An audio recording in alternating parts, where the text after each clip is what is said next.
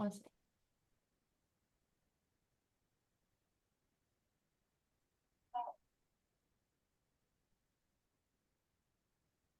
All right, so my rumba every time at 9 sharply start working. Okay, all right. Have you started? Yes, they have. We are recording. Okay. 开始了哈。 All right. Okay. So, all right. Hi, Jen, and hello, everyone. Welcome to the live stream. And today I have a very special guest, Jen McGonigal. Jen, you want to say hi to our audience? Hi, so happy to be here. Hey, me too. I'm very excited about this conversation. And Jen is a very special person. If you haven't known her, you will know about it very soon.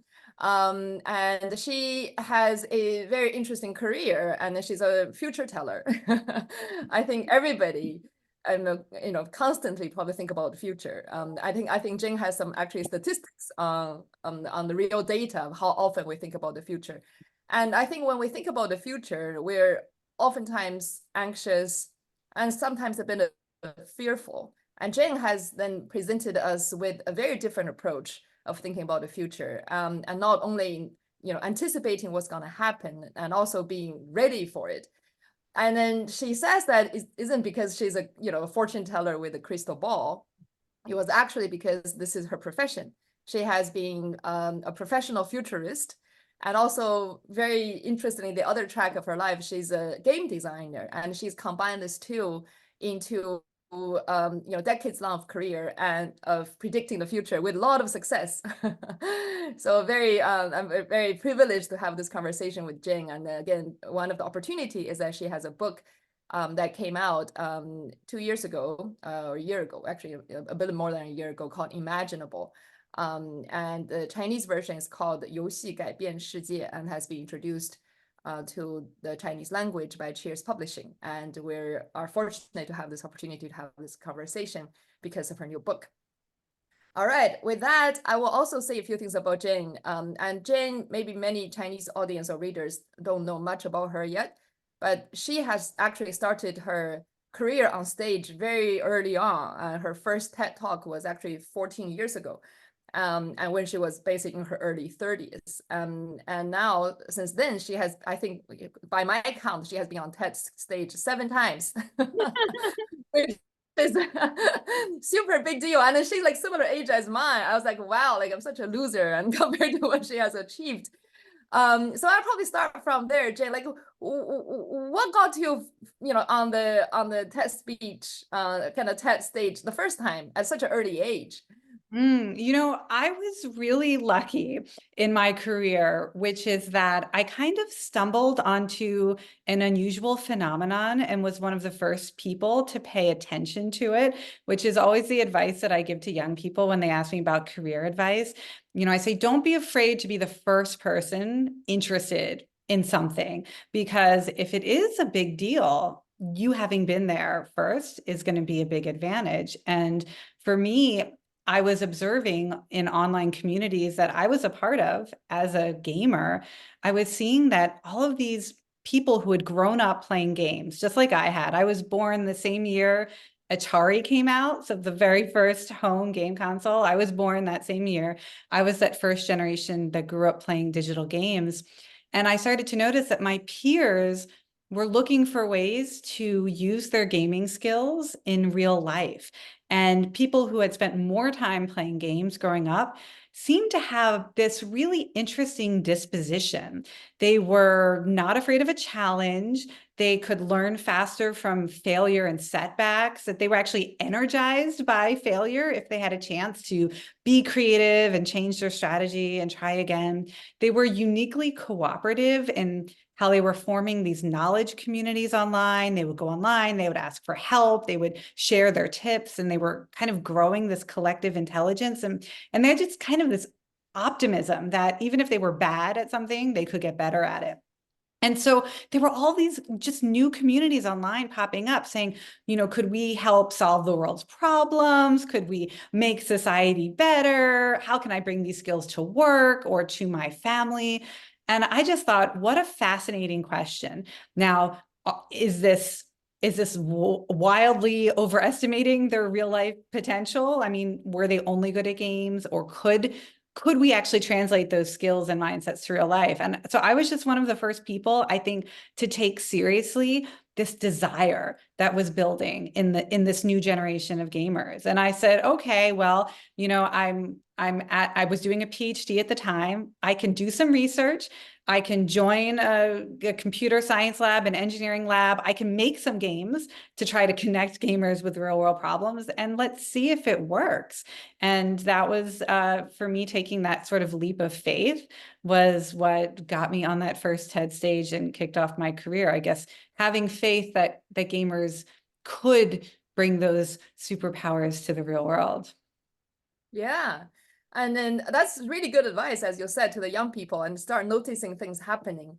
And actually, you mentioned that in your book. You called it future elements. What's the name of it? There was a name you called. Well, you can develop what I call it strange sight, which is Right. like foresight, but you're specifically looking for things that are strange or unusual, and just Yeah. saying, if this strange things becomes common, what would that mean for the community or society? And being interesting in unusual things that are happening for the first time. It turns out that is actually a really important skill for a professional futurist or anybody who wants to get there early and be first on the scene of a new movement or industry or opportunity.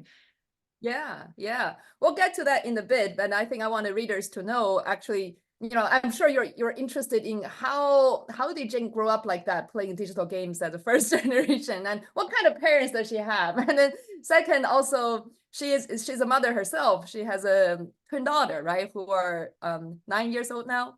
Yes, yes. Yeah. So I'm sure you're interested in how, like, like I have a question. Like, do your kids play games?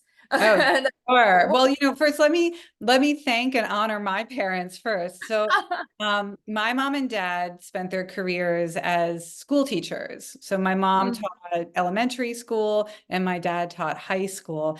And they always told us, your only job is education. So, that's what we didn't really have a lot of chores. They didn't make us go get a job and make money. They said your job is learning. And when they were able to buy a home computer at a garage sale, do you know, like garage sales, like secondhand thrift shop? They bought a right. secondhand thrift shop computer because, they're teachers. We weren't rich or anything, but they brought Yeah. him a computer and they said, okay, you can play games on the computer, but you also have to teach yourself how to make games. So if you want to play the games, you got to make the games. And then from that point on, they never yelled at me to you go outside and play, do something real, put down that joystick and read a book. They were very encouraging, but they were encouraging from the standpoint of play, but also learn how to make. And that's the same approach that I take with my kids. So they're really into video games now. They're really into collaborative board games and like tabletop role playing. And so both of them are working on their own creative projects. So we say, like, if you want to play games for an hour today, we also want you to spend an hour writing the guide for your tabletop game that you're creating. Or one of my daughters is writing like an interactive, like kind of like a choose your own adventure book. And so, so they play, but then we want them to turn that energy into creativity also. And it's really fun for me as a mom to get to support them as makers as well. Yeah, yeah. I can also see that should be our next book. Oh yeah, I love that. Good idea. Write that down. Exactly. Well, thank you for that flashback. And then we'll talk a little bit more about her, her role as a mother later. But going back to her career, she got herself on the test stage, and I watched it. I was amazed how much foresight you had, because that was like 14 years ago. And then when games, I think, wasn't as big a deal. I mean, it was already a pretty big deal. But even then, you were so audacious to talk about the benefits of playing games, to a very suspicious audience, right? And then, like, like, who's this woman? So crazy. And but of course, that's a very popular TED talk. I think still remain one of the most popular ones so far, with like over 15 million views. So I wonder if, for those of us who haven't saw the TED Talk, can you share, a bit like what's the benefit of playing games? Like, because there's so many objection to playing games. Of course, there are also downside, people know. And, what were you trying to tell the audience back then? Yeah, sure. Well, first, let me thank you for noticing the audacity of that talk. I look back at it now and I tell my kids that I think my superpower was not being afraid that people might laugh at me, that I was okay if people thought what I was saying seemed ridiculous at first, but I was going to try to convince them. And so thank you for noticing that. So, really what I was doing at that time in my career, I had just recently finished my dissertation at UC Berkeley, trying to figure out what exactly are the skills that gamers are developing in these new kinds of online games, because gaming really changed when it moved online. It became more social, more collaborative. The amount of time that people would spend playing a single game, it became longer. So people were spending years immersed in the same way that we might have play chess or Go, or, for many, many years, and develop this really intimate relationship with the problem space. We were seeing players developing this incredible, complex, deep knowledge. And so I just wanted to figure out, okay, if somebody's going to grow up and spend 10,000 hours playing their favorite games, what does that add up to? Because 10,000 hours, if you look at the scientific literature, that's the amount of time you need to get into practicing something before the age of 21 if you want to be an expert. So I'm like, okay, we have a whole generation. Most young people do spend 10,000 hours playing games by the time they're 21. So, one of the big things that I discovered was a skill set in this group was this feeling of urgent optimism, it's a kind of motivational mindset that allows us to look straight on at a daunting challenge and not be intimidated in it and believe in our own capacity to learn what we need to learn, acquire the skills we need to acquire, gather the resources we need to gather, ask for help if we need it. This willingness to do hard things, but also this confidence that if I put my time and effort, I can get better or I can get the help I need. So that mindset of urgent optimism, that was really the biggest thing that we were seeing in almost all of the gamers, the people who've grown up playing games for 10,000 hours. That is a super powerful mindset. And what I was observing in my research was that it was transferring to real life. And so I think that was like the biggest takeaway that I wanted people to consider. I also talked about social fabric. So how do you create a sense of belonging in a community of diverse people from different backgrounds and different interests and different abilities? And what I was seeing in the game community was a willingness to accept that different people have different skills and abilities and talents, and to find a way for everyone to shine. And so, we don't all have to be good at the same thing, and we don't all have to put in exactly the same kind of effort, but we can find out, what are you good at? What's your signature strength? And then design a collaborative strategy around that. So that sort of weaving of a social fabric where many people can be included and honored and valued for their unique strengths, that social fabric was a really big part of it. And then, just the ability to enjoy hard work. Gamers work really hard when they're playing their favorite game. I call it blissful productivity, which is a kind of joy in losing ourselves in a challenge that requires us to bring full attention and full effort and full energy. And that is also very transferable to learning, to work, to personal goals.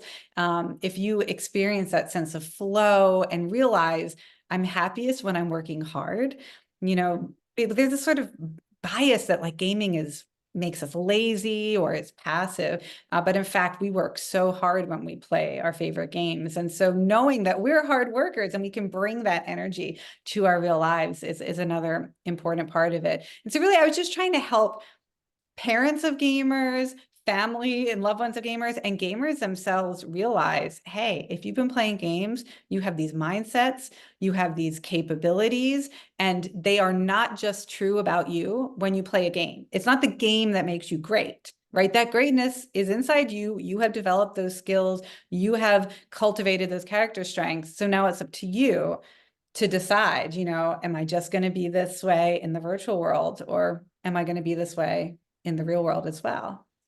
Yeah.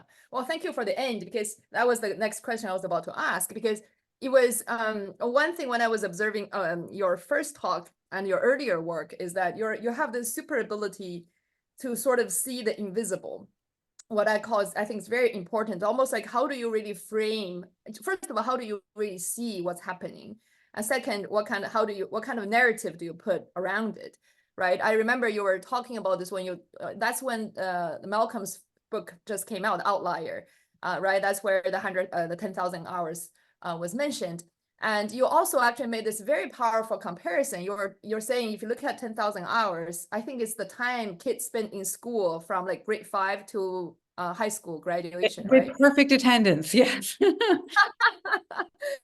Right. So basically, like kids, even that was like 14 years ago, I even probably more now. And if you just want to face it, this is like a parallel universe. Like they spend as much time in school, in education as we see it, as in this world, right? So like try to be dismissive of this world is just like stupid, right? You can't just dismiss it, right? And But it's then actually, oh, sorry. go ahead. It's actually quite dangerous to dismiss it, because for many young people, they feel their most powerful self, they feel their most effective self, creative self. They see that as their game selves. And if you act like it doesn't matter, if you act like it's not real, if you use language that's dismissive, then they will never make that bridge back to how they use those strengths in their whole lives. And in fact, I had to start using different language. Instead of saying, virtual world and real world, or game lives and real lives, I say whole lives, or your whole world, because we don't want to act as if what you do in games isn't real, like it doesn't matter, it doesn't actually change what you're capable of. And so it's even the language I've had to change in how I talk to others about it, and really to not be so dismissive and act like it's just a hobby or it's just a pastime, because it is, as you said, it is as much education as they get in formal schooling. They're getting an education in gameful thinking and gameful psychology and gameful problem solving. And if we don't use that, then we've essentially wasted half of our kids' learning lives, or half of our own learning lives. Yeah. But now, Jane, I'm going to pose a challenging question to you. I can almost imagine what readers are thinking. I was like, if they look at this data, they were like, wow, maybe the parents would, that's such a waste of time. If they're spending 10,000 hours on games, maybe the right answer should be they spend 20,000 hours in education. Like they should cut it down to zero and go back to school and extend the school hours, make sure they're learning textbooks. How would you respond to that? Sure. So what I say is the conversation that you need to have with, if you have a loved one who's into gaming, or if you yourself are into gaming, starts with one really powerful question, which is, what does it take to be good at your favorite game? So whatever game you're really involved in right now, what does it take to be good at it? Now, the answer might be a kind of character strength, like determination. You have to not give up when things are hard, because this is a very hard game and you will fail a lot. It could be a concrete skill, like, you have to be able to communicate with others effectively under pressure, because it's a team game and you're going to be in a really intense situation and you have to talk about what you need and what the strategy is. Maybe it's a kind of mental flexibility, like you have to be able to change strategy quickly, not get stuck on one way of doing things. There's so many different ways we could look at what it takes to be good at a game. And that conversation is actually what allows the 10,000 hours to not be wasted. Because if you can handle stress effectively, if you can communicate well and lead others through a challenge, if you are a creative, flexible thing, I mean, these are all things that then can translate and transfer to our whole lives. And if we start to worry, oh, I'm wasting my time, or my kids are wasting their time, before we panic, right? Before we just throw away the games, better to start with this conversation, to maybe like get curious and like unlock that door and kind of peek inside, and like the mystery of what have I gotten good at, or what are they getting good at? And then once we articulate or identify that, then it creates a kind of radar for real life opportunities. And when we hear about work, or we hear about opportunities or projects that require these things that we realized, oh, I've gotten really good at that, or I'm getting really good at that, then it calls to us. And it might be really important work in our community, in industry, and society. But we have to start by sort of unlocking, the mysteries of what are we getting good at, and then we can see that reflected in society. Yeah, thank you for that. I have to say, although you didn't use these words, but when I read your book and also listen to your talks, I think there's a very strong sense of Buddhism Oh, in your yes. thinking. Yeah, and then the reason I say that is because Buddhism starts with facing the truth, and having the we can use the word audacity, or the have the courage to peek inside. Because I think usually when, especially in the topic of games, and I think same thing applies to future, which you also pointed to in your book, because once we think about the future, we think this is like this daunting gray thing out there that we have zero control of, that something's going to fall on us, like we're just being sort of victim of it, and we therefore lack the courage to look into it, like to open the door to see what is it, right? And the same thing to games. So like when I was reading your book, those are two things that kind of line together, because games or future is something like we try to avoid. It's there, everybody knows it's there, we can't avoid it, but we'll say, okay, let's just let's don't play games, let's not talk about it, or let's don't talk about the future. But your book and your talks has always been like pushing, oh, let's look at it. Yes. Oh, that's so funny. Before I wrote my first book, Reality is Broken, I'd had a lot of interest from different publishers and book agents, and they said, oh, do you want to write a book? Here's what I think you should write about. Here's what we would want to publish. And I never really felt like the right synchronicity. And then I met somebody, and he was like, well, what do you think you want to write a book about? It's about games, but what is it about? And I said, I want to write a book about suffering. And he let me go with that. He let me explain that. And like, when we play games, we're not suffering, because we are, fully immersed in the present moment, and we're totally mindful of the challenges, and we have this equanimity, we succeed or we don't succeed. And, I mean, that is in fact, the roots of my work really was thinking about, I mean, suffering is such a universal experience, but we want to alleviate it, in a way that is, that everyone can access, and in, very equitable way. And for me, games seem to be a way for us to control our attention, learn to focus our minds on what we choose to focus them on, and develop that discipline and practice. So that's very insightful of you. Thank you for noticing that. Yeah, and as you probably know, suffering is the first noble truth in Buddhism, Yeah, right? oh, So it's yeah, called, yeah. yeah, and exactly. And I think, of course, but suffering, sometimes they get lost in translation. That's why, thank for cheers in really, putting your book into beautiful Chinese translation. Because oftentimes when it goes to English, suffering means, okay, I mean pain. Like Yeah. there's something I don't like. But no, it's actually a neutral word. It's like, it's saying like there are things, suffering comes from our ignorance, right? So basically, because we don't want to see it, or we have a false illusion of certain things, or false concept of certain things. And that's why we suffer. We suffer from the concept. We don't Yeah. really suffer from the reality. So like that's why I think your book brings so much wisdom, saying, okay, let's look at the reality of the games. I think that's what you're trying to point to. Like, why are people excited at games? Isn't because there's bad guys, they're lazy, right? Those are the words we usually use. Is because they're getting some kind of psychological benefit and having some kind of confirmation, which we tend to dismiss.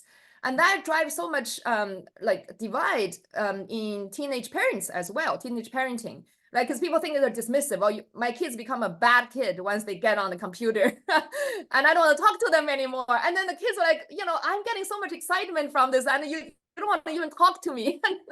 So like that's why it's so deep in so many parenting dilemma, right? It is. And also just neurologically, our brains change as we get older. Until we're like in our mid-20s, we tend to be more responsive to learning opportunities. And, I always say about games, people ask me about educational games, what are the best games for learning different things? And I always say every game is a learning game, because every game is designed for you to be bad at it the first time you try it, and you have to learn how it works, learn the rules, develop the skills, practice the strategies, and you're always learning when you play a new game.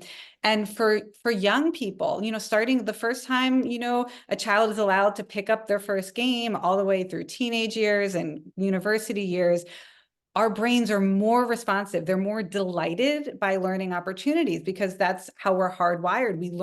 We need to learn the most about how the world works when we're young. And one of the reasons why I think parents can feel that disconnect is that, unfortunately, if we don't actively intervene as we get older, our brains do kind of get less excited by learning opportunities, because our brain's like, you know what, I've been alive for a few decades, I've got it figured out, like everything's fine. And that's actually why we can get into trouble when it comes to the future, because our brains are stuck in assuming that the patterns of the past will be true in the future. And it's why people who play games actually tend to be more adaptive and flexible when the future shows up, because they've been primed to, anything can change and I have to be ready to change my strategy and adapt at any moment. But it is for parents to recognize, like, okay, their brains are just naturally designed to be more responsive to this than mine. But instead of me trying to enforce my older brain onto how they react, maybe I should try to get excited and energized by learning this new system, because it's great practice. Like, learning a new virtual world is great practice for learning new realities that we might wake up in because of new technologies or new, economic shifts and all of that. Yeah, absolutely. And I'll offer an unsolicited tip, because my oldest son is 14, and actually just this weekend he built his first computer. Oh, And then the reason he want to do it is because he's designing his own games. And of course the old one, you have a like MacBook Air for his school, and then it's like, it doesn't run, I need a PC. And he went all the way, did all the research, all the shopping and all that. And then I was like, yeah, exactly, because I sort of, thank you to your book, I was like, this is amazing self-education. Like, I'm paying zero tuition for, right? And then, think of all the problem solving, all the kind of figure that out, and getting his friend to help him. I played the zero role in that. Of course I paid for it, but he actually made some money himself on, like, some stocks, I think. So, oh mom, like, the money's in your bank account. I said, okay, fine. But yeah, but exactly, to you, I think the reason I sort of stayed connected with him was basically what Jane suggested. Like, I had a conversation with him, like when he started playing games, maybe around 9 or 10. So I basically said, like, mom knows nothing about this. He's playing on Nintendo games. I didn't have Nintendo when I played some very lame games. I wasn't a gamer. But then I was like, but can you like enlighten me? Like, why this is fun? Like, tell me, right? And then so he would go on and on and on. I was like, wow. And then, for example, he would say, like, first of all, they have this beautiful landscape design. Like, it's very nice. And then second, all the things they do is non-violent. And he knows I'm kind of against, okay, I was like, because usually we think about games, we think about violent games. Because, oh, it's not violent. You can, oh, why don't you come here and try? So I think it's those kind of conversation, kind of build the connection, even for us parents who know nothing about it. And then, as Jane has said, because when they talk about it, you see the light in their eyes, right? Because there are those things that you talked about, this optimism, this flexibility, this, all the things come out. So I think we almost, as parents, need to train ourselves to see those facts in a different light, rather than say, okay, this guy is on game, which means like waste of time. We'll see what's the deeper things that's revealing and why he and she get excited. Yeah, And those, it's the emotional healing that happens for a child when they feel validated and seen for something they love is so powerful. Like, I have had so many parents come up to me after a talk or a book signing in tears, saying, you healed my relationship with my son, or I finally understood my daughter, and she knows that I understand her now, and it has completely changed our relationship. And I think you know, even as a parent, I understand we want to set our kids up for success, and we have an idea in our mind of what that looks like and what being a good parent means. We need them to focus on this or accomplish that. But I think one of the most important things that we can do is show them that we see the good in them, and that we can validate what you love is good and what you love doing is awesome and amazing. And when they feel seen and validated in that way, that's a kind of love and affirmation that will make them a stronger person. You know, it's not just about the games, right? It's about saying, my parents understand me, my parents like me, my parents appreciate me. And when you can take that, you know, the arguing and the dissension out of the family and out of the home, what that changes is, it's much bigger than a game, right? Yeah, yeah, absolutely. Well, your next book has to come out very soon. We have to. The parenting book. I know. I'm ready. I'm ready to read it. Because it's not to say I have pulled, you know, I have pulled a Nintendo Switch. I have pulled a phone out of my kids' hands and said, like, you know, no more Pokemon ever. I mean, I've had my moments of frustration too. Like, so I get it. But, you know, always looking to find the equanimity around it and bring Yeah, out the yeah. benefit. Yeah. Exactly. Well, the rule I have in my house is that they can play on weekends. So I think, you know, there are certain boundaries you put. It's not, but I think the key what you're, you know, really you know, passing through you know, through your books is I think for parents it's important to understand what's going on and being able to have a conversation on that, right? So once you have this tool and this actually feeding each other, then at least you have a foundation of connection with your children. I think that's what in the end of the day, what really matters. And I think I want to move on to your second TED talk, because that was the talk that actually drove me to tears. And you know, again, for people who haven't seen it, so that's when I think Jane suffered a concussion, right? And then you talked about, and then again, it's such a, you know, audacious talk, because you know you're on TED stage, but then you dress like a hippie, right? And then like people would say, who's this crazy woman? Like, you know, of course we also know, like by then, you know, she's a PhD, she's working in the, you know, Institute for the Future, which is a very well-established, renowned institution since 1968, right? And then so she's definitely a very intelligent woman. But you know, but she's talking about games. And then you talked about you started the talk, if I recall, with regrets on deathbeds. Mm. And you know, I didn't expect it at all when you were just talking about. I thought you were just sharing some facts, and then you actually shared, you linked it to a very, very dark period of your own life, and then talk about how games saved your life. I think that became so personal and so real and very convincing. Again, that's one of the very popular, probably among the top TED talks. Yeah, tell us about it. Like, you know, how game kind of saved your life. Sure, yeah. Well, it was funny, you know, the idea for that talk was the fact that so many people, even after I'd given my first TED talk and I'd published my research on the benefits of gaming, people would still come up to me and they would have this sort of gotcha statement. They would say like, okay, games are good, I get it. But on your deathbed, are you really going to wish that you had spent more time playing World of Warcraft or whatever? And I heard that so many times. There's this idea that at the end of our lives, we would regret the time we had wasted playing games. And it got me curious to actually look up common deathbed regrets. And it turns out there's research on it. People who work in hospices, end of life care workers, have actually collected the most common deathbed regrets. And of course, like being a researcher and scientist, I'm like, great, I'm going to compare, you know, actual deathbed regrets with like, are people saying, I wish I hadn't spent time gaming, or what were they saying?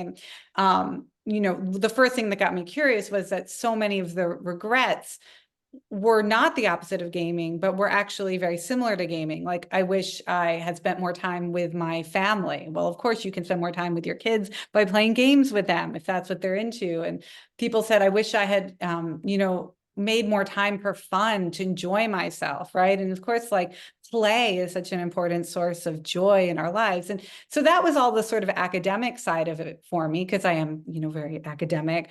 But, you know, in my own life, while I was in the middle of all this research, I had a traumatic brain injury from an accident that I had at home.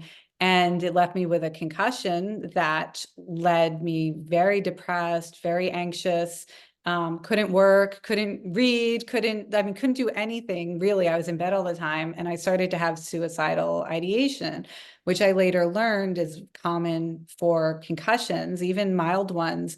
Up to a third of people with concussions go on to have suicidal thoughts, because it turns out when the brain has to heal, it creates a depressive state because it wants you to like curl up in a ball and not get injured again. So it literally depresses you. But that can have, if it goes too far, you can feel like, I can't imagine the future. There's nothing to live for. Your brain powers down and you're just like, I want to die. When I was living through that, it was like this terrible black fog, but there's like some part of me that was like, Jane, you are a researcher of how games, can help with depression and anxiety, and you're a researcher of how games can make us better at asking for help and connect with friends and families. Like, you gotta use what you know. You gotta like turn this into a game. And I wound up inventing a role-playing game just to play with my friends and family, that would help me talk about what I was going through and ask for help. And kind of like Dungeons and Dragons, but it was for concussion slaying. And I did start to share this and my experience with it, and how it brought me out of my depression, and how it basically it forced my brain to come out of that depressed mode and relearn how to anticipate good things happening and be motivated by the idea of goals, and feel supported and not isolated. And when I started talking about it, online and blogging about it, other people, like totally without me suggesting it, were like, okay, I'm going to do it for myself, but I'm going to do it for chronic pain, or I'm going through a divorce and I'm really lonely. I'm going to do it for that. Or I've been unemployed for 2 years and I'm still job searching. I'm going to use it for that. So then, of course, that became another research project for me, the academic, the scientist. I'm like, oh, I'm going to study all these people and see if it helps them and why it helps them. And we wound up forming a small company to turn it into an app that's been used now by millions of people. It's used in children's hospitals to help children with cancer. It's used in universities to help student athletes who have had concussions and head injuries. It's used by counselors working with people with depression and anxiety. And I've been really fortunate from the science side to be involved with randomized controlled studies, clinical trials. In fact, another clinical trial just was published this week. I was so excited to see, scientists are still trying to understand how can turning real life hardship into a game work. It sounds so trivial. So like scientists all over the world, keep studying games like this one, which we called Super Better, and really show that it can essentially, it basically just forces your brain to respond to real life stress the way we respond to challenges in a game, which is more optimistically, with a more sense of, I can get better. I don't have to be great now. I can improve. I can ask for help. And that I can enjoy the hard part. And so that was a very meaningful book and a meaningful talk. And my kids haven't seen that one yet. I have to hold off on that one. It's a little bit, that's a pretty serious topic. So I look forward to the day when I can share that part of the story with them. Yeah, and I remember when you talked about the role play. If our audience have a kind of trying to struggle kind of what kind of game it is the role play. I think that's when Jane was seriously ill, and then she knows she need to get up, but when you're depressed, your brain kind of work against you. So she would design this game saying like, if I take a walk around the block +1, right, or something like that. +1 stamina, or Right. Yeah, and in fact, I still have the notebook. We just kept it. It wasn't a digital game at first. It was just like a journal. And at the end of Yeah. the night, my husband would give me, you know, award me character points and different strength points in the same way that you would level up a character in a role-playing game. And it made me feel like, okay, I still have a headache, I still have vertigo, you know, I can't work, but I'm improving. I'm being, you know, I'm being strong in some way. I'm getting better in some way. And then it's like an upward spiral. Once you start to get better at one thing, then your ability to keep plugging away at the other things, the harder things, unlocks. Yeah, absolutely. Because I think when my very amateur way of interpreting that is, of course, I think you made it very clear in the talk. Like, if you really understand the gist of games, it has a few elements why people like it, right? Because it give you a constant positive feedback once you achieve something, which you don't have in real life, right? You don't say like, yeah, I did dishes today. Nobody give you, oh, +1 for doing dishes, and that's your diamonds. But you do get a instant almost positive feedback. And second is that you have a goal, and goal is usually pretty clear and defined. And third, of course, in a role play game, you have other people working with you. But all those elements, you think about at a fundamental, as you said, neuroscience and psychology, and those are things that's important for us being positive, right? And then, we have positive feedback, we have a clear goal and so it's achievable, making progress towards it, and we have a community. And I think you're just really using that, in a way at a very fundamental level of the, to help yourself, but it's actually very connected, as you said earlier. Yeah, so that I hope sometimes like Super Better is the name of the app. Hopefully some of the training side of it or the medical benefit of it, will be revealed very soon through all those trials. Looking Yes, forward to well, it. I mean, unfortunately, a lot of the research had been done when I wrote the book. So the Super Better book explains, like, we did figure it out. We figured Ah, out well, a lot about why it was helping. And so that's my second book. And so readers can read that. It is available. And, if you don't have to approach it, like, you don't have to use an app. You don't have to make it a digital game. Part of my message in that book is that you can learn a gameful way of thinking or a gameful mindset for responding to stress and challenges. And it can literally just live in your own mind and in your own heart, how you respond. It doesn't have to be an external game or app, right? So yeah. that's the book is there to hopefully, for people who don't see themselves as gamers, or they don't want to, they don't want to play an app. They just want to learn how to Use that. play Yeah. their own lives. Yeah. Right. Super Better. Yes, you're right. The game had the book actually came out already, but I think we maybe not in translation. So Cheers can work on that book for your next introduction. Alrighty, and then now let's move on to the future part, right? This is the most exciting because I think, as when I read the intro of the book, I was like, well, this is a woman with a crystal ball, because we're not talking about future as if from now, because since Jane has been doing this future work for now like 20 years, so there's actually proof of her predictions, right? If she has made some false predictions, she would have been laughed at. But on the contrary, she has her work dating back in 2008, right? That's the superstruct, and also 2010 called Evoke, has really made her fame. And because those are long projections 10 years into the future, and as we all know, that future now is past. And then turned out Jane's almost 100% accurate. So tell us about it, like about maybe Evoke. I think Evoke is the one that with the pandemic, right? Yeah, well, both of so in 2008 and 2010, I tried to put into practice this idea that gamers could help solve real world problems by creating these massively multiplayer future forecasting games. And the idea was we would invite ordinary people, not experts, not professional futurists, just ordinary people, to come and imagine what challenges they might face in the future and how they would react. How would you adapt? How would you try to help yourself and others? What would you need? And how could you try to help others get what they would need? And so I wound up creating two fairly, for the time, they were large online, the largest future forecasting games of their time. And we had about 10,000 people in Superstruct and 20,000 in Evoke.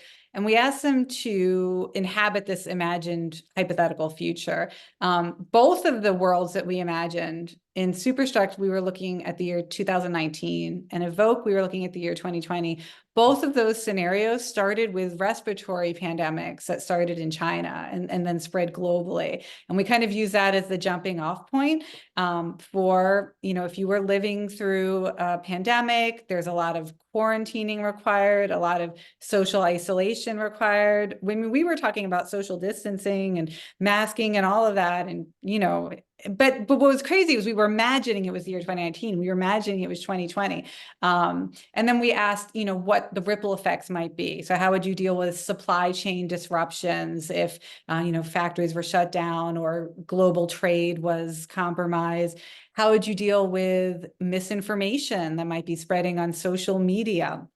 Just the world that we imagined was, when then we asked people to spend time pre-feeling and kind of readying themselves for and coming up with strategies for, it was very similar to the actual 2020 that we all lived through.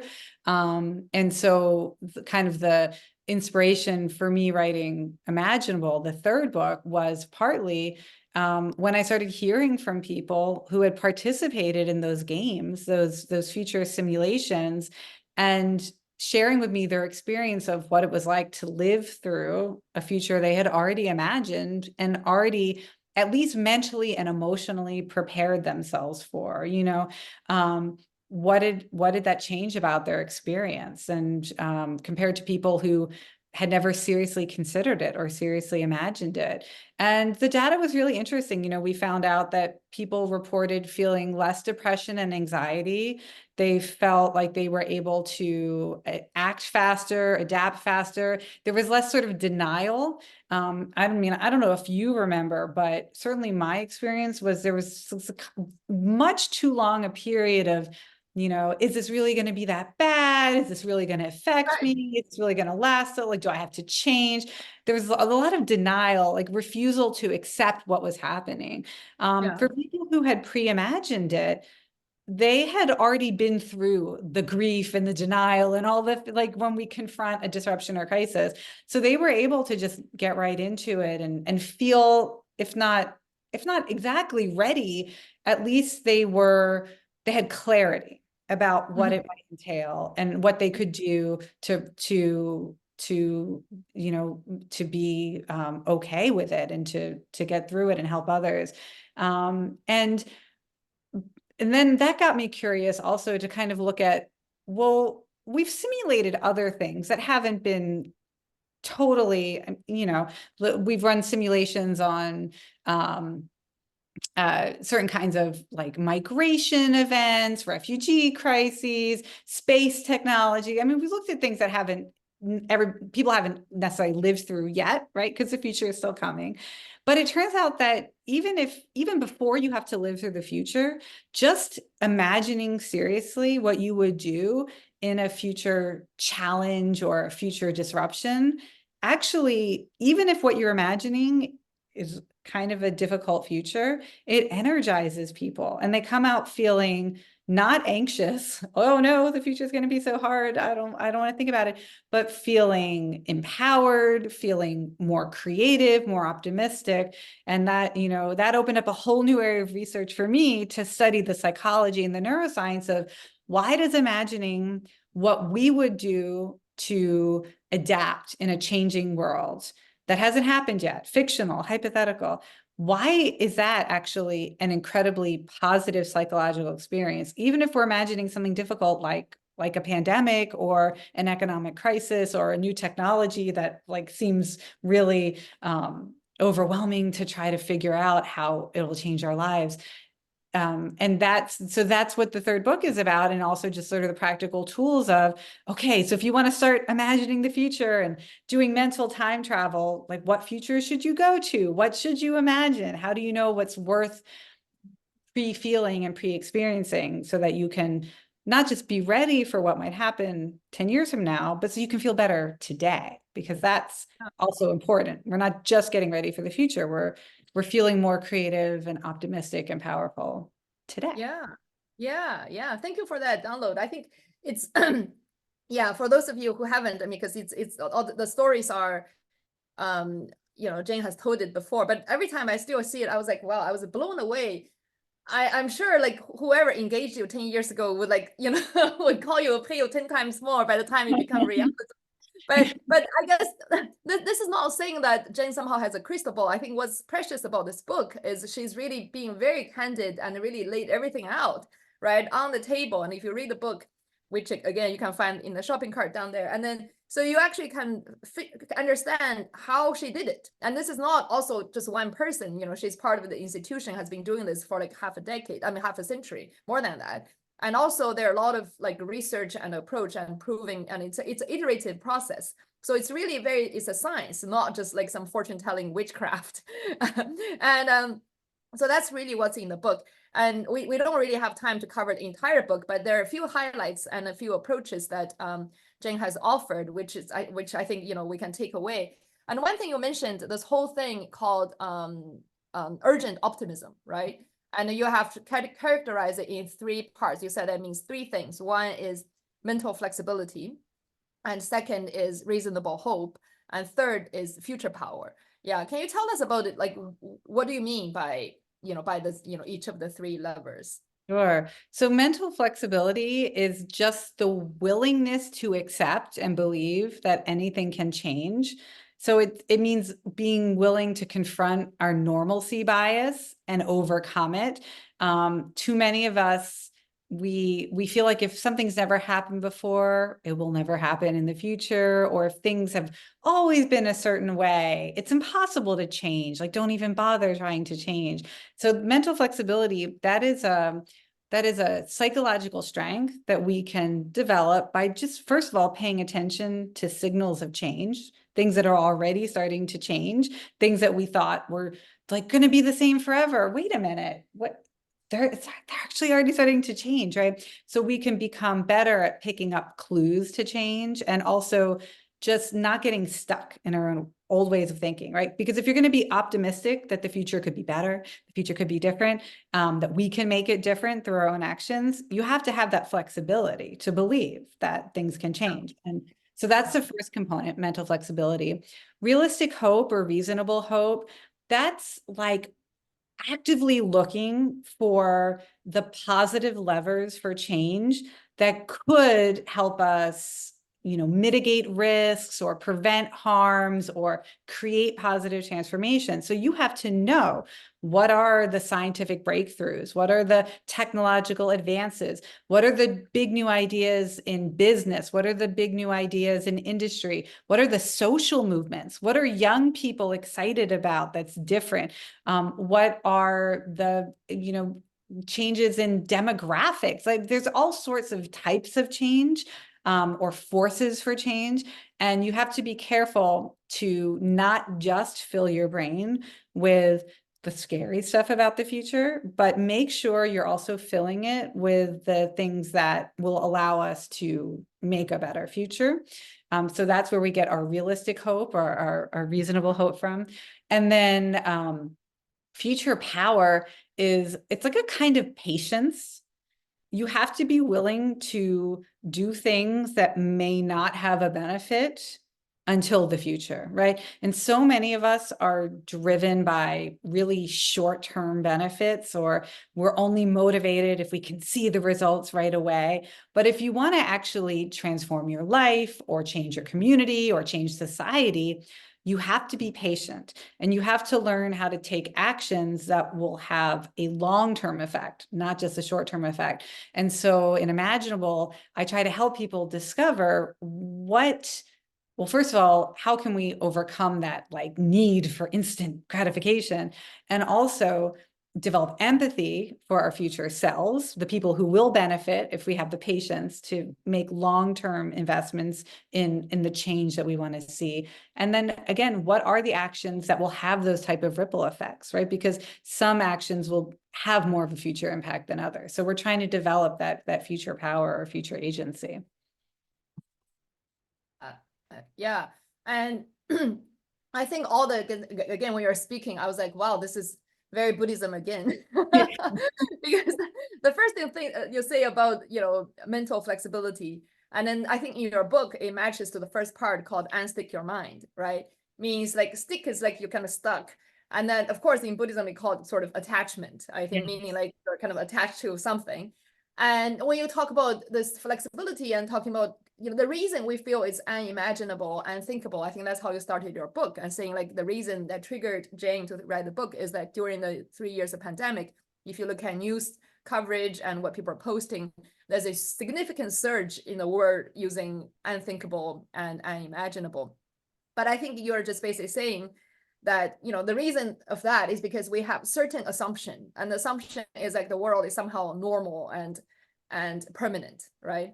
And of course, Buddhism say the first thing, the illusion is that, the world, the universe, or whatever, the being is permanent. It's never permanent. It's always changing. But somehow, like, of course, in our lifespan, there will be certain times, like in our concept of time, it seems to be a norm. But actually, in reality, if you look at, the broader time scale, that was never the case. So when you're saying mental flexibility of being like, agile, is basically talking about, that's the truth. Just right. Yeah, absolutely. And that's actually, sometimes it can be easier to get that mental flexibility looking backwards rather than looking forwards. So that's one of the first tips or tricks that we play with in Imaginable is, okay, before we try to look ahead 10 years, why don't you look back 10 years? And where were you living? What were you doing? What was your life like? What was your biggest worry 10 years ago? What was your biggest hope 10 years ago? And just trying to notice how much has changed. There are things that we can do today that would have been unthinkable yesterday, like in terms of technologies, in terms of skills that we've developed or relationships that we've formed. And so, we say, like, you can look back to look forwards and realize if this much can change 10 years ago to today, then we can expect at least that much to change in the next 10 years. And that's a good way to unstick ourselves also, is that backwards looking as well. Yeah. So again, in Jane's book, in your book, there are 3 parts. The one is unstick your mind. There are a lot of tools that, just like the one Jane has just talked about, that you can use as a daily practice, right? To say, okay, think backwards, or imagine tomorrow, or, think about different possibilities. And then throughout the book, it was abundant with tools. And then I really appreciate how you and publisher did this little gray boxes of strategy, right? So like, I think there are total about 10 or 11 of them that's through the book. So once you read it, so, oh, this is one page I can circle, I can highlight, I can use. And she called it sort of the future. Is that imagination tools? What's it called? Imagination training, I think. Imagination training, right? Exactly. It's a training you can use, and then the book is very rich with a lot of substance, a lot of examples and tools, and then also it has done a very good job highlighting those little things. If you remember this 11 pages and start using them, it's very helpful. All right, and then the second one you talk about reasonable hope is also, I was really touched by you, because especially to the Chinese audience listening to this, I think after the pandemic, there are many things changed in the economy, aging population, like the environmental issues and everything. So like I was in touch with younger generation of readers, and then they have a very different sense of the future than we had when we were young. And back then, I mean, of course, the China reality was already very different from the US around that time, but around that time, the entire China was just opening up. There's a lot of kind of upbeat energy there, right? So you mentioned the 2008 Olympics, which you were in Beijing, and that's when people are like, everything is going better, like tomorrow will be better than today. But somehow I think that expectation now has sort of peaked and then turned down. Like people will think, oh, maybe I'm not going to have a better life than my parents, which I think in America is similar, right? Because there is this trend, people are thinking, well, we're robbing our young people of the future. So kind of staying optimistic and saying the positive things seems to be much harder than before, like that 30 years ago, when everybody, you just open your eyes, it's all positive things. And now like you have to look, right? So I wonder, like, what advice do you give to them? Because people say, like, am I fooling myself by looking for the positive things out of it? Like, I look at the data, it's all going down. Yeah, no, I mean, it is like a habit or practice that it's very important to stay engaged with. Since the pandemic, I've actually started a new habit, a new imagination training habit, that I practice with about 1,000 people. I created this little club where we do this together every month. And it's a Signals of Hope scavenger hunt. And so, as I explain in the book, it's very important when trying to imagine the future to collect clues about the future, how it might be different, right? So we collect these clues that we call signals of change, which is just like the raw material that we work with to create futures, the way that a sculptor works with clay or a computer programmer works with code.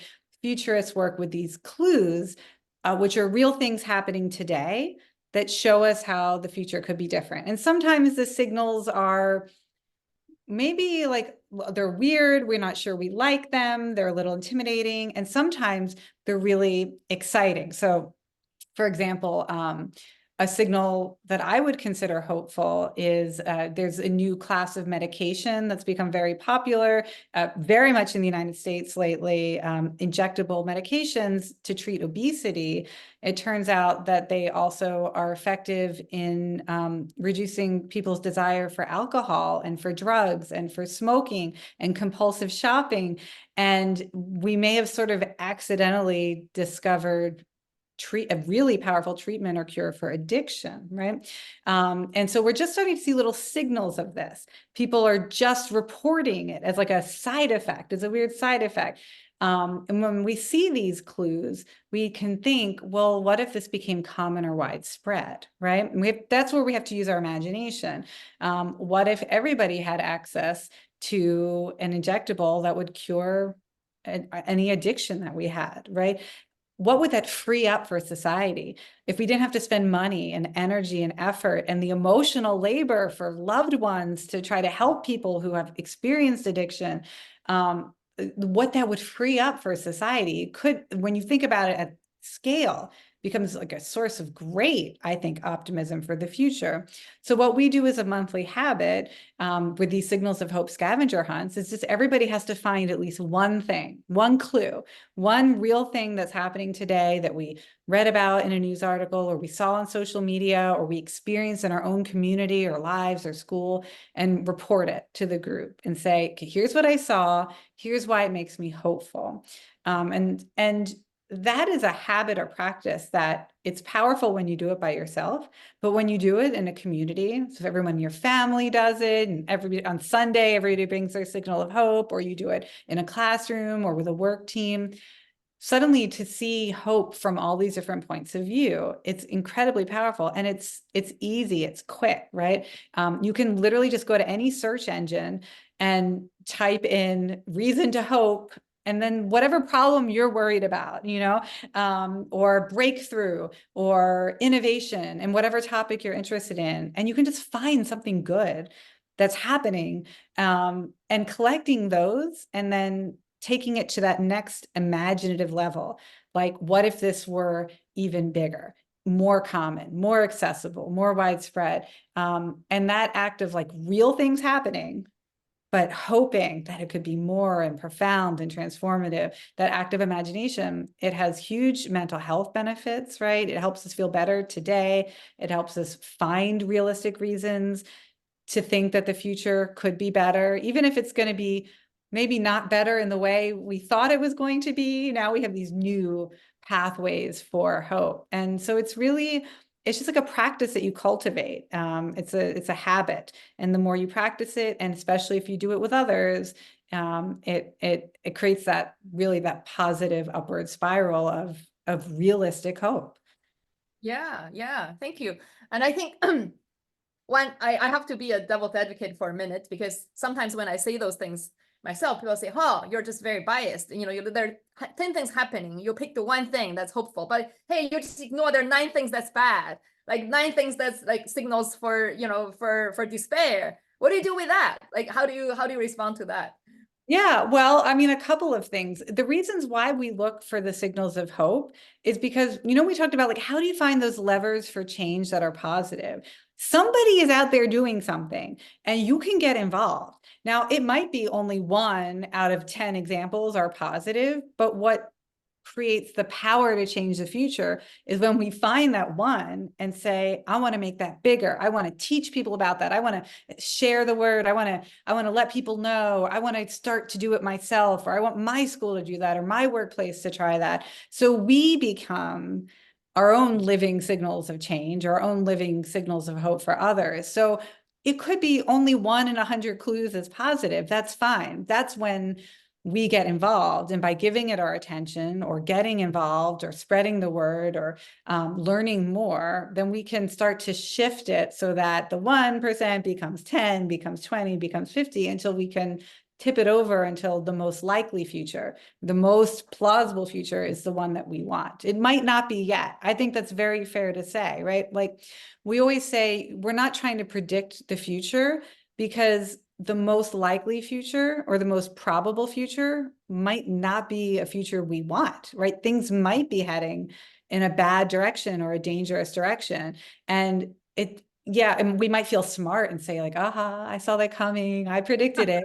But that's not the point of future thinking, because what we really want is the future power, right? That third part of the book where, okay, you've identified the levers for change. How are we going to push them, right? So that even if that future we think is the most hopeful future is not the most likely one yet, we have time in the next decade to shift the probabilities and make the future we want the one that becomes more possible and more plausible.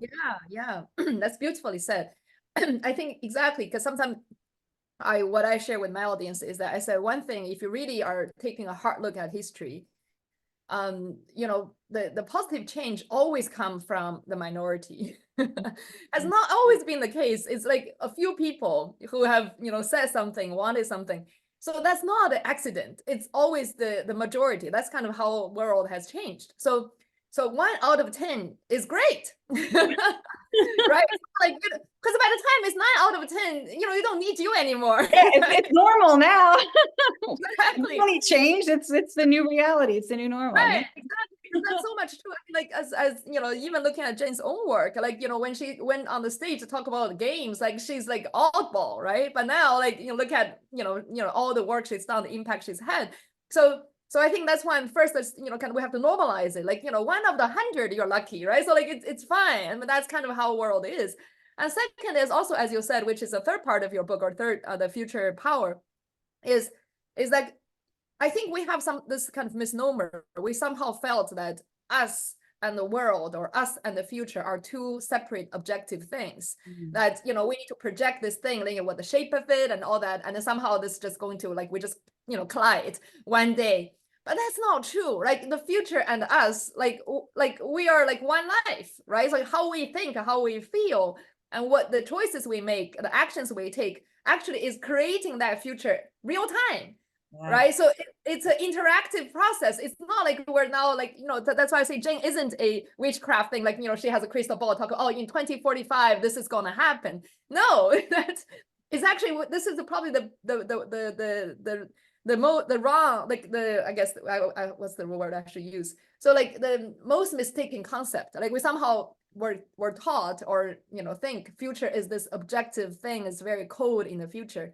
But I think all through your book you're just saying that it's us now, like how we think, how we feel, how we interact, how we behave, the choices we make, the communities we build, is actually creating that future, right? I think that's what you called future power, isn't it?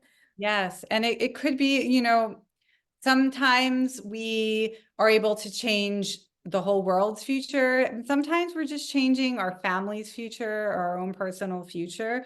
But that is, it's like, it's a form of creativity that we're engaged with every day, and we don't even realize it. But every day we are creating the future, and we want to do it creatively, right? We want to do it with that sense of freedom to experiment and play with new ideas and take a risk. And so, I mean, hopefully that is a way that my game design background kind of gets infused with this futures practice, is inviting people to feel that sense of playful creativity. We're not just showing up to the future, we're actively creating it every day. And so we should be creative with it. Yeah. Yeah, absolutely. And that's why I think it's very interesting because your book in English is called Imaginable. And then in Chinese, they put it called 游戏改变世界, means games change the world. And Mm. it's a very different concept. But as you said also in the book, is saying like the common thread of looking at future and games is this world of imagination, right? Yes, I And mean, the future this is comes, like a virtual world, right? We can visit it in our imagination. We can look around, see what's different, see what's new. What are we excited about? What are we worried about? What do I need to be good in this alternate reality? And uh, it's really it's kind of a free creative space, right? We have permission to be a different version of ourselves, to live by different rules and experiment with different strategies. And I think if we can bring that sense of play to the real world future, we will not have so much anxiety or sense of powerlessness, but we'll have that natural state of creativity and exploration and curiosity that we bring to games, and realize that, you know, the future is a game that we're playing, and we will ultimately help decide how the game turns out. But only the yeah. people who play it. So that's the first step, is you have to be willing to play. You have to be willing to imagine. And if I can say, like, the English version, the English name for the book, Imaginable, it's really was almost like, I got so frustrated hearing people use the word unimaginable to describe things that were happening, because it wasn't that it was unimaginable. It was that we refused to imagine it. It was a refusal to imagine, a failure to imagine. And really, that's the most important thing we do to shape the future, it's Yeah. with imagination. It's by Yeah. actively imagining. And so, you know, imagination changes the world, the games change the world. Yeah. No, I and I love it because the you basically you said very clearly, I think one of your talks about saying this when we say this words unthinkable and unimaginable, there's this sense of deep frustration and denial, right? So we were hurt and we don't know what to do. So so I think when that's why you know the beauty of your work and of course through your book is that you give people tools, because usually people will say, yeah, okay, fine, I can imagine, but how do I imagine? Because imagine seems like this wonderland, like this unrealistic thing, and then I don't have a map. Like, you know, if I go to a Disneyland, I don't have a map, I don't know what attractions I'm getting onto, like how much time does it take. I don't enjoy it, right? So like, I need a map to imagine. Like, I think that's exactly what your book is doing. It's saying, okay, this is your playground, and this is a map, and those are a few attractions. This is what it take to get on the ride, and this is how you enjoy the ride. I think that's why this is really the how I see the power of your book is I think people sometimes in denial, if we show compassion, isn't because they are weak, is because they don't know how. Yeah. Like, right, they just like, okay, fine, you know, like what do I imagine, like do I just fantasize something or no. Right. So I think this book is really based on a lot of research and then, like, you know, 20 years of experience, you know, coming from the institution, from Jane's own work, and giving you tools and giving you a map so you can explore the wonderland. And I think one thing really touched me, and I'm actually starting to use it already in your book, is this tool you talked about, waking up 10 years from Mm. today, right? You know, probably share with us the tool we can use every day. Yeah. So, well, it's a sort of like a two-part creative challenge, right? The first part you only have to do once, and that's very simple. You imagine waking up tomorrow, and you try to imagine it as vividly as you can, like you were watching a movie of yourself waking up tomorrow. And we can all do that very easily, right? You can see in your mind your bedroom, you know who will be in the room. Is it a spouse? Is it a pet? Is it your kid crawling into bed with you? You know what the weather will probably be like. Will it be light out or dark out? And you can predict how you might be feeling physically. Like, are you well rested? Are you, exhausted still? What mood are you in? So it's very easy to imagine waking up tomorrow. But if I ask you to imagine waking up 10 years from tomorrow, right? Suddenly, for most people, your mind just goes blank, right? It's like you're reaching for something that isn't there. And that's what makes it such a powerful tool, because we can't predict perfectly 10 years from now. We don't have the same level of information or data. So instead of just drawing on the patterns of the past or the facts of today, we get to choose what we want to fill in that scene with. And it's important that we try to bring the same level of vividness and specificity. So, I would say, where are you waking up? Like, is it the same bedroom or have you moved somewhere else? Is it the same partner with you? Is there a new pet or a new child? Or are you finally like waking up alone? Has the climate changed? Is the weather changed? Is your body different in some way? So the physical feelings are different. Do you have a different schedule or routine? Like, can you sleep later? Or are you waking up early because you have this really exciting job? When you have the blank slate of the future, for most people, if we just choose what to imagine, we will imagine things that are very closely aligned with our most authentic selves, with our deepest values, because we don't have the same constraints. Like, there's no to-do list, there's nothing on our calendar, like a bunch of meetings or like stuff we don't want to do. It's free. And so the freedom of the future and the lack of constraint, it allows us to get in touch with what would be the most inspiring world we could wake up to. And then we create essentially a memory of the future. Like, our brains treat what we've imagined the same way it treats a memory of the past. And so we can revisit it and we can use it to help us make decisions today. Like, what would I have to start doing today to make that future more or less likely? What could I start learning? What could I start trying or practicing? And we can try out different futures, right? Because there is no one future. We could imagine a dozen different places and times and ways that we wake up and use our feelings from that future to help us think more creatively and flexibly about, how we might get there. And then the fun, I think the real creativity comes in when you combine that act of filling in the blanks with that signals of change, collecting and always hunting for these clues to the future, because then you can start to put these signals of change into your future imagination. In the book, I do suggest that there are certain future forces that are likely to have an impact on our future, things that we should learn more about now, types of experiences we might want to be ready for, and then we can start to bring them into our future imagination. I'm personally, where I live in California, there's a lot of interest in climate resilience and climate migration. We know one of two things is going to happen where I live. We're either going to transform how we live to be more resilient. I live in a wildfire area, and basically we can't build anymore because it's too dangerous for wildfires. If you want to live here, we're going to have to transform the landscape. We're going to have to be a new way of living with nature, or people are going to move. It won't be safe.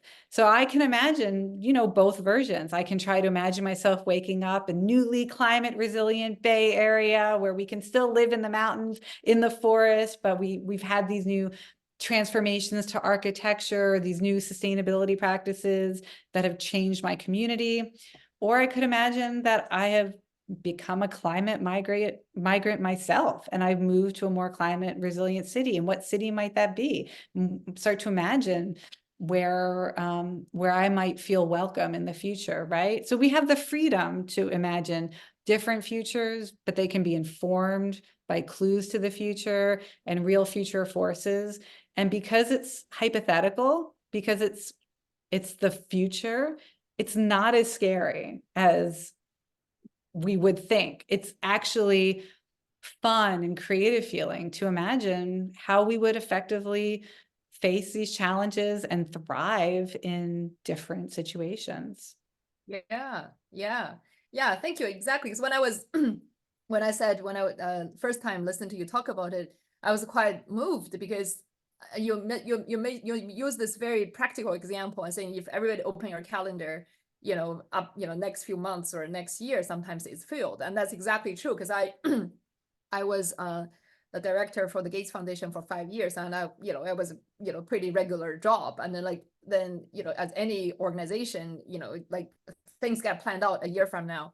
So I always have this very mixed feeling. And one feeling is that, okay, fine, my next year I know and I have a sense of certainty. And second is that, wow, it's so boring. Like, I know exactly what's going to happen on what day. And then you said, okay, then imagine your calendar 10 years from now, then everybody's calendar is empty, right? Oh, I was like, wow, that's right. Everybody has an empty calendar. And if you put something there, and what would it be? And then the way you also in the book mentioned a lot of tools, as you just talked about, like how do you make the future specific? Like, is not so abstract anymore. And then that's very touching. And then you're right, because as you know, I'm now on a fellowship in Japan now. So I would never have imagined myself in Japan 10 years from then. I've never been to Japan before.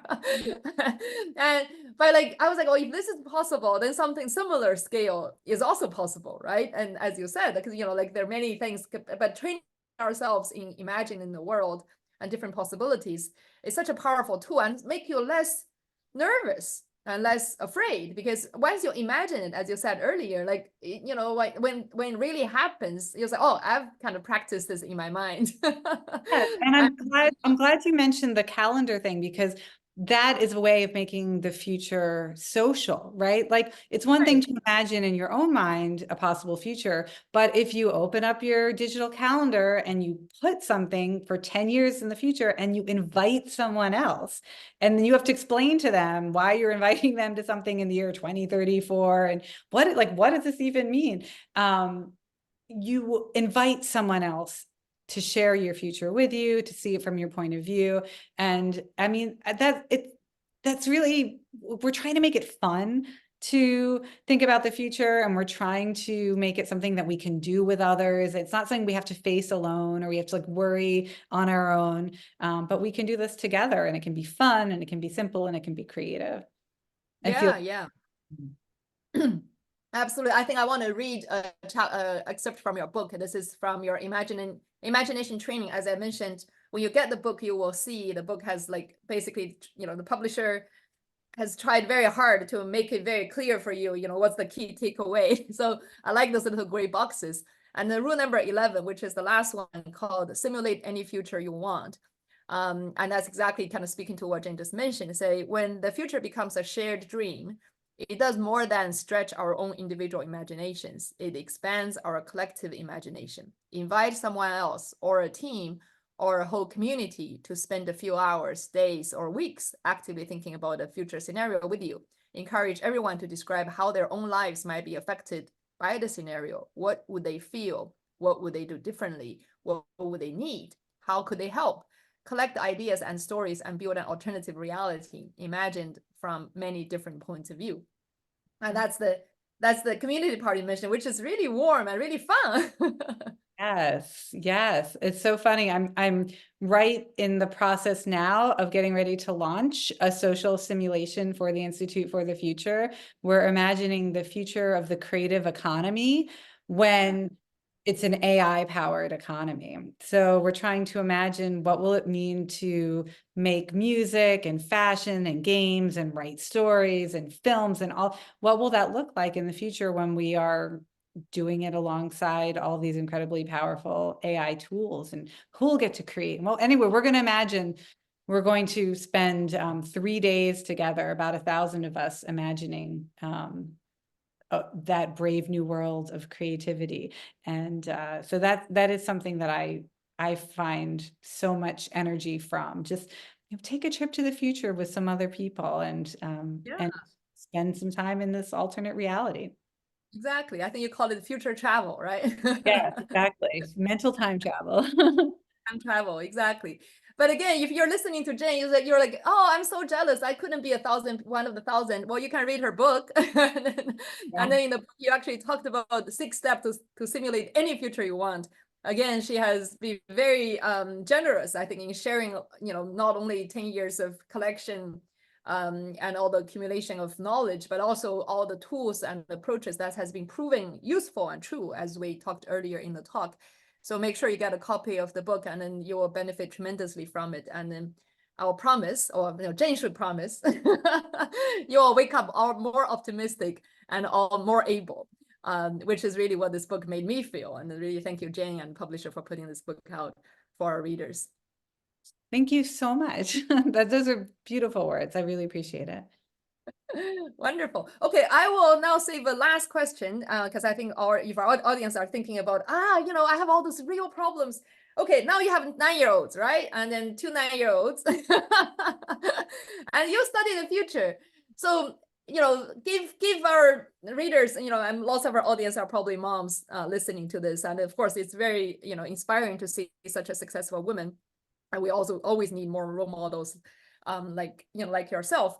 And second, give us some advice. Like, how should I, if I read your book, I'm so excited, I know so much more. How should I use it in my parenting? How do I talk about these things with my kids? How do you talk about these things with your kids? Any advice?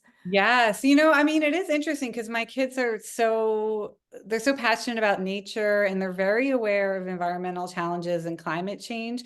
So I actually do have a habit of looking for signals of hope related to climate action that I will bring to the dinner table, or if we're taking a walk together. In fact, just yesterday I was taking a walk with my daughters and I said, I just heard about this amazing project. They're going to build a new reservoir in California designed to collect water. So if we have another drought, because we just came out of like a 10-year drought that was really difficult here in California.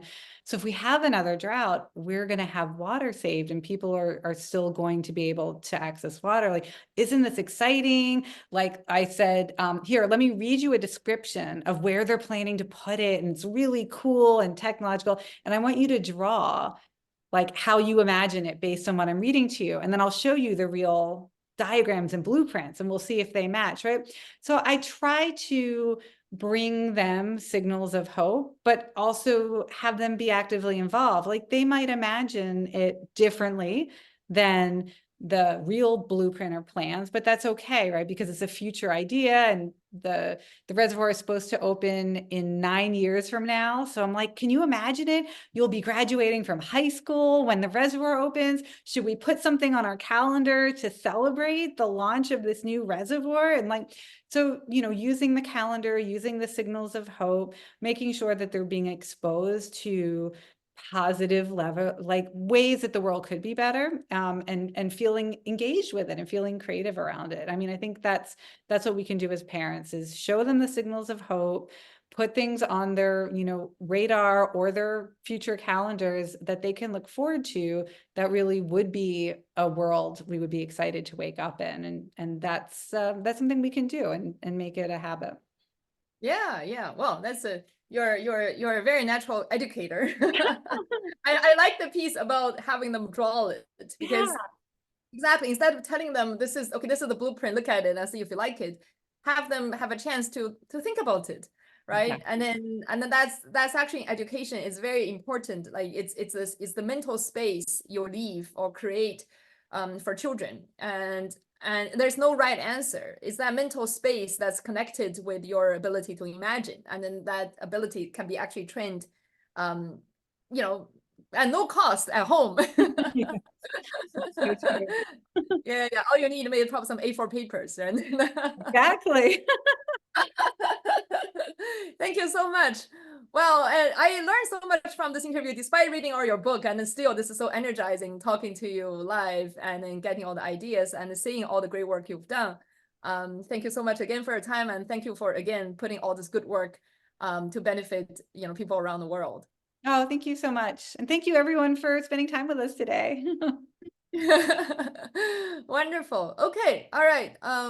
Angus, are we okay? Anything else? Do I need to add some sales pitch? I can do that in Chinese, I guess. Help with the book. Yes, I think everything is perfect today. Good. All right. Perfect. Yeah. Jane, I think the publisher has my email, and I can probably have Angus pass it on, and then so I would love to stay in touch if you don't mind. Oh, that would be great. Yes, I was saying, like, I feel like you have you have such a, I mean, you taught me things about these ideas today too, and how you process them and reflect them back. I'm like, oh, we need to write a book together. When you're done with your fellowship in Japan, we should. Absolutely. No, because the other thing I was thinking, probably not part of the interview, but they can feel free to cut it. Because when I was reading your book, I was constantly thinking, there's this, the huge trend of about the power of now, right? I mean, Buddhism talk about the same thing. There's nothing in the past, nothing in the future. It's only the now that's real. The past is a story, future is a projection, and then, the current. So oftentimes people would confuse that with, okay, then let's not talk about the future. Yes. Right? Because since it's all illusion, all projection, let's focus on the now. But it's so wrong, because it being in the present, it doesn't mean that we don't think about the future. It means like we base on the future on the current. But there's so much misnomer around. So that's why I can almost imagine. Yeah, maybe I should post that a question so they can cut it in. I think we should continue this conversation, because I get this question all the time. People ask me, like, because mindfulness is such a big thing, especially at Stanford in the Bay Area, and people Right. have been taught incorrectly that somehow thinking about the future is going to reduce our mindfulness, and that the future is not, like, thinking about the future takes us out of the present moment. But in fact, imagining the future is a way of processing, relating to, shaping the present as well. And it's such a fascinating topic. I feel like a huge audience would be interested in learning, like, basically, how do you be mindful of the future? That is such a rich and juicy space. Yeah.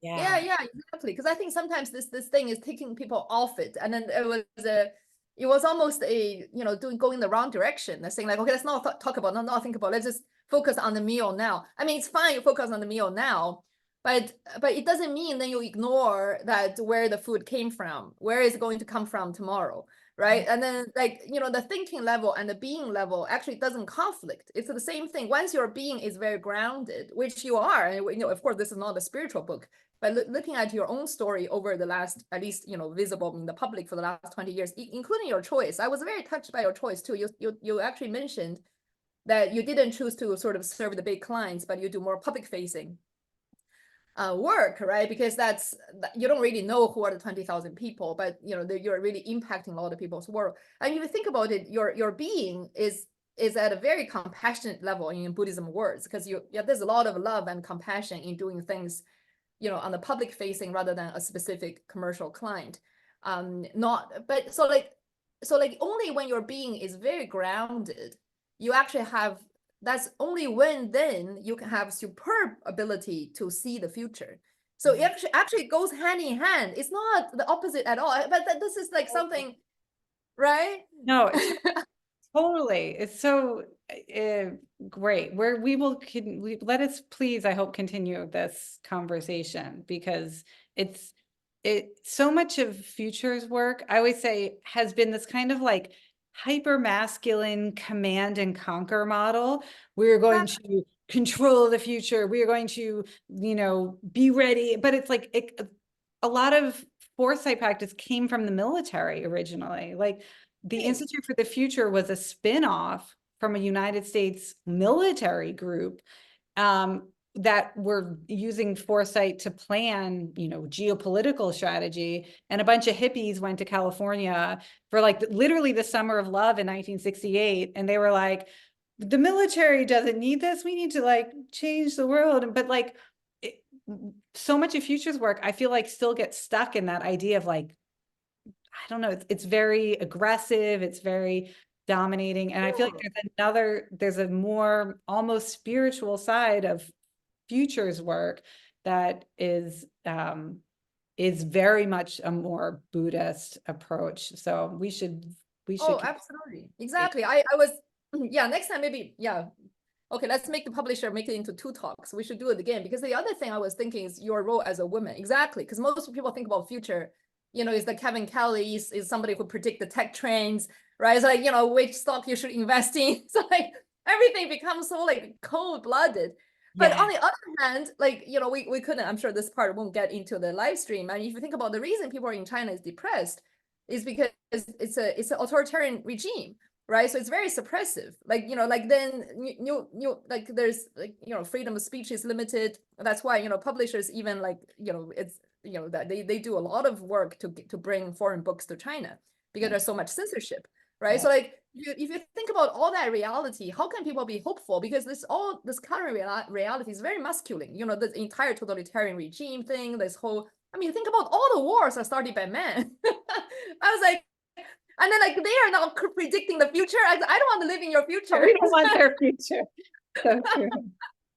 I like that. Well, this one will definitely not go on live stream. I know No, why we don't want to get into trouble yet. We will no, get into exactly. trouble They're going to cut it. They know me as well. They're going to cut it. But that's why I was saying, like, you know, sort of I wouldn't oppose feminine to masculine, but I was saying, you know, having a more gender neutral way, because it's too masculine now, and then that, you know, drive a lot of violence into this world, which, and in tomorrow's world as well. So having that gender issue, which again wasn't the topic of this talk, but I think that's very valuable as well. And you being you know, this beautiful, you know, exuberant mother, and PhD and all that, and talking about those things with a lot of scientific data, I think it's very powerful message in its own. Anyway, so very proud of Oh, thank you. This was so great. Okay, my kids are coming home for dinner, speaking of the kids, so yes. I'm gonna get All the right. going. Go ahead. Okay. Yeah, we'll be in touch. Okay. Have a great night. Thank you Okay. so much. See you again. Bye. Bye. Thank you. Bye. 谢谢 Angus，你把我的邮件给我们 connect 一下好了，我到时候再回嗯，信。好，好的。谢谢啊，辛苦了，拜拜。